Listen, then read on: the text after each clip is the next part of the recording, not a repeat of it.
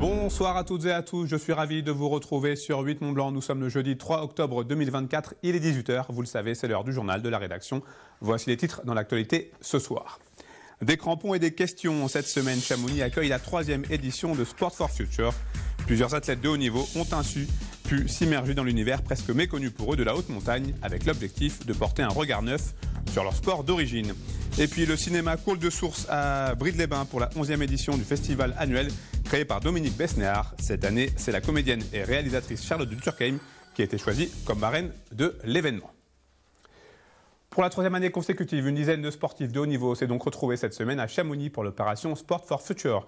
Issus de multiples disciplines, ils se sont immergés dans l'univers de la haute montagne afin d'être sensibilisés aux impacts du changement climatique. Grâce à ces enseignements pris sur le terrain, ces champions et ces championnes pourraient peut-être porter un jour un autre regard sur leurs disciplines respectives. Emmanuel Jaude était parmi eux lors de leur visite de la mer de glace. Reportage. Lentement mais sûrement, la petite troupe progresse dans ce décor inhospitalier. Membres des équipes de France de demi-fond, de sprint, de rugby ou encore de cascade de glace, ces quelques 15 champions ont chaussé les crampons pour un atelier sensibilisation in situ. Accompagnés de plusieurs guides, glaciologues et représentants d'associations, ils sont là pour prendre conscience des impacts du dérèglement climatique. Un constat qui saute aux yeux sur une mer de glace qui a déjà perdu plus de 300 mètres d'épaisseur depuis 1820, dont la moitié en seulement 30 ans.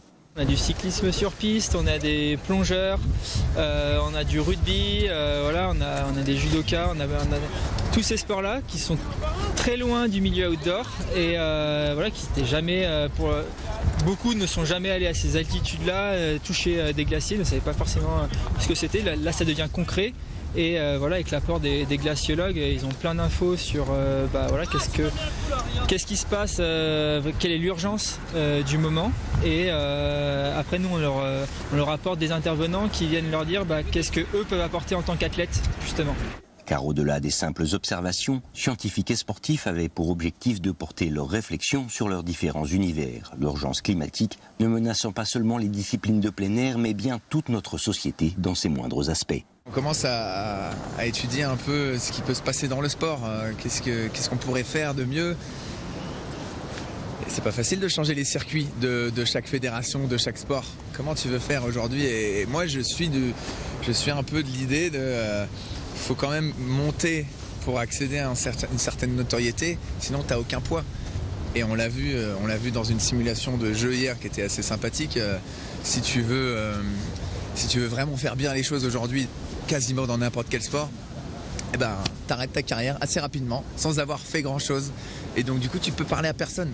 C'est ça le principe, t'es personne en fait pour parler. Des paradoxes mis en lumière par les instigateurs de l'opération créée en 2021 à la suite d'un périple sur les plus hauts lacs de la planète. Depuis, plusieurs sportifs ont rejoint l'aventure, ajoutant du poids et du crédit à l'initiative. Tout ce qui est écologie punitive, et on voit que ça ne marche pas, et qu'au-delà de la sensibilisation, il faut amener une mutation dans les modèles qu'on propose, et notamment qu'on propose aux jeunes générations. Donc c'est ce qu'on essaye de faire pour la 3e année, sur laquelle il y a une nouveauté, puisque on ouvre au public l'événement, puisqu'avant il n'y avait que 2 jours et demi réservés à la sensibilisation des athlètes, et on en finissait là. Aujourd'hui, on rajoute une 3e journée avec des tables rondes, un débat participatif qui cette fois est ouvert au grand public au cœur de l'école nationale de ski et d'alpinisme. Véritable trait d'union entre les spécialistes et le grand public, les sportifs continueront à coup sûr leurs réflexions au sein de leurs différents cercles, portant un peu plus loin les messages et idées issus de l'exemple de la fonte de nos glaciers. Petite rectification, il s'agissait bien de Pierre-Ambroise Bosse et non Pierre-Ambroise Brosse. On passe d'une journée de sensibilisation à une autre. Ce mardi 1er octobre, l'hôpital privé Pays de Savoie, situé à Annemasse, organisait la 3e édition de son opération Viens marcher, c'est bon pour la santé. À travers plusieurs ateliers et un défi sportif, l'idée de cette journée était de mieux appréhender la prise en charge de la douleur. Voyez ce reportage. Ensuite, je vais vérifier la respiration. Sur la tête, je décale légèrement, je pince le nez, je prends le menton, j'ouvre. Pourquoi je fais ça? L'apprentissage des premiers secours. Voici un des ateliers proposés ce mardi 1er octobre à l'hôpital privé Pays de Savoie d'Annemasse à l'occasion de l'opération Viens marcher, c'est bon pour la santé. Organisée pour la 3e année consécutive à destination du public, cette journée s'articule autour d'une thématique, la prise en charge de la douleur.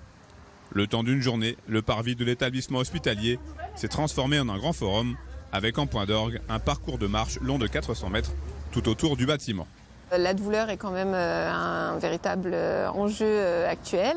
Et puis le but de cette marche, c'est de faire de l'activité physique. On sait que l'activité physique en fait est importante pour lutter contre la douleur. Sur certaines douleurs, c'est important de marcher. C'est une journée où on marche et tous ensemble et puis pour une bonne cause, puisque plus on fait de tours et plus en fait on a une somme qui nous est reversée par notre partenaire. Et avec l'argent récolté, en fait, on développe les techniques non médicamenteuses pour lutter contre la douleur. Réalité virtuelle, contraception, effet des écrans ou encore prévention, le panel d'ateliers présents est très diversifié. Et parmi les stands, celui animé par les étudiants infirmiers de plusieurs IFSI du secteur a connu un certain succès auprès des plus jeunes. C'était sympa, mais c'était un peu compliqué. Parce qu'il faut bien faire ce qu'il y a à faire, sinon on guérit pas la blessure. On a appris à faire des massages cardiaques, on nous a expliqué plein de trucs sur l'accouchement, le stérilet et tout, donc c'était super intéressant. Cette journée de sensibilisation a aussi été l'occasion de mettre en valeur certaines associations qui viennent en aide aux enfants. Exemple avec le Kiwani qui a offert des baptêmes de l'air à des jeunes de l'ESAT de Vétramontou. Tout au long de l'année, nous créons des actions pour récolter des fonds qui serviront donc à financer des thérapies, des soins, l'achat de matériel médical. Nous sommes heureux de pouvoir offrir des bandes dessinées du Kiwani que nous avons édité à plus de 30 000 exemplaires. Bilan comptable de cette initiative, 2 000 € récoltés grâce au tour de marche. Et comme un pied de nez à la météo très capricieuse toute la journée, une partie du personnel s'est retrouvée pour une flash mob très rythmée. Le 7e art à présent au sommaire de ce journal et on prend la direction de Brides-les-Bains. La station thermale accueille cette semaine son festival de cinéma couplé avec celui d'Angoulême. Pour cette 11e édition, l'actrice Charlotte de Turckheim, réalisatrice du film Mince alors, tournée dans le village savoyard il y a plus de 10 ans, est la marraine de l'événement. Fanny Savard est allée à sa rencontre, on regarde son reportage. Ces eaux thermales auraient des vertus thérapeutiques, celles de Brides-les-Bains.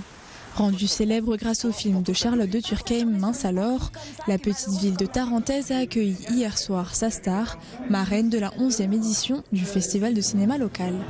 Quand Dominique m'en a parlé, ça a été tout de suite comme une évidence, parce que j'ai tourné ici il y a 10 ans, un film qui est resté pour nous un film emblématique. En plus, le film a très très bien marché. Donc revenir ici au bout de 10 ans, c'est très amusant, forcément, évidemment. Le festival voit le jour en 2014 grâce à la volonté de Dominique Besnéard. Curiste depuis 1992 à Brides-les-Bains, cet agent de star et producteur décide de lier le festival du film francophone d'Angoulême à la station thermale.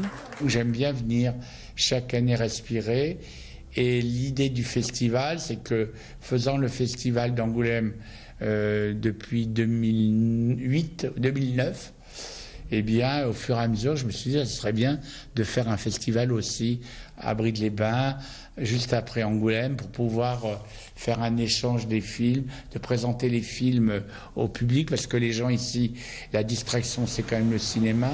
Avec 30 projections prévues cette semaine, le festival tarentais permet de découvrir en avant-première des films, mais aussi des séries. Il y a 9 ans, c'est ici qu'étaient diffusées les premières images de la série 10%, co-créée par Dominique Besnéard. C'est moi qui ai raconté toutes les histoires. Voilà, donc le personnage de Andrea, c'est un personnage qui existe, qui est inspiré d'agents connus. On ne savait pas que ça allait avoir ce succès énorme. C'était presque, ici, c'est presque des séances tests en disant comment les gens reçoivent. Et ça avait été très bien, donc ça nous avait rassurés et donné confiance. Cette année encore, le festival organisera une autre séance test pour une nouvelle série prévue pour janvier 2025. Le public savoyard pourra découvrir ce samedi en avant-première les 2 premiers épisodes de Ça c'est Paris avec Monica Bellucci, Alex Lutz ou encore Charlotte de Turckheim.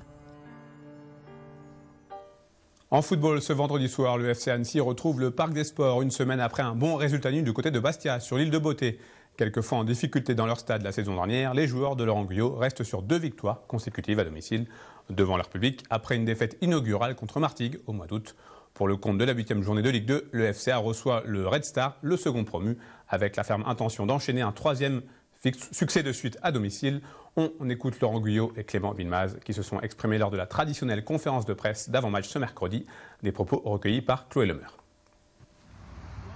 Détendu, surtout pas. C'est bien d'être serein, mais c'est bien de rester aussi en alerte et puis motivé et surtout humble par rapport à l'adversité de ce championnat. Il n'y a pas de match facile. Regardez Caen qui restait sur 2 succès assez convaincants à domicile et qui a été perdre 3-1 à Guingamp de manière, sans trop de contestation possible. Donc c'est un championnat très ouvert, donc il faut rester en alerte, il faut rester vigilant, mais évidemment c'est bien d'avoir 12 points aujourd'hui après cette rencontre. Maintenant, il faut continuer à avancer, c'est clair. C'est des matchs importants, surtout à la maison. Ce qui est bien depuis Martigues, c'est qu'on a rectifié le tir et qu'à la maison, il faut que ça redevienne dur de venir prendre des points ici. Le coach a beaucoup parlé de ça après la défaite contre Martigues, qu'on avait trop perdu, que ce soit l'année dernière ou au début d'année, du coup, contre Martigues. Trop perdu à domicile, que si on ne gagne pas, il faut au moins prendre un point. Et encore plus contre des équipes comme le Red Star ou même Martigues. Déjà continuer cette invincibilité qui est belle depuis Martigues. Et puis c'est sûr que gagner à la maison, ça fait toujours plaisir. Je pense que le public il vient pour ça aussi. Donc ça serait beau de gagner ce 3e match d'affilée chez nous. Un dernier mot de sport avec la sortie officielle du calendrier du Freeride World Tour 2025. Les meilleurs riders et rideuses de la planète auront rendez-vous à partir du 18 janvier pour la première étape à Baquera-Beret, au cœur des Pyrénées espagnoles. Du 27 janvier au 1er février, ce sera le retour en France pour le FWT pour la première fois depuis 2017 avec 6 jours de compétition à Val Thorens avec l'emblématique Sim Caron au programme. Après des épreuves au Canada, en Géorgie et en Autriche, la finale aura lieu comme d'habitude à Verbier en Suisse sur le Bec des Rosses du 22 au 30 mars 2025. C'est la fin de cette édition. Merci à vous pour votre fidélité à l'information. Sur 8 Mont Blanc, merci à toute l'équipe pour son aide. Tout de suite, place à la météo, préparée et présentée par Thierry Paulme. Je vous retrouve quant à moi vendredi à 18 h pour les derniers journaux de la semaine sur 8 Mont Blanc.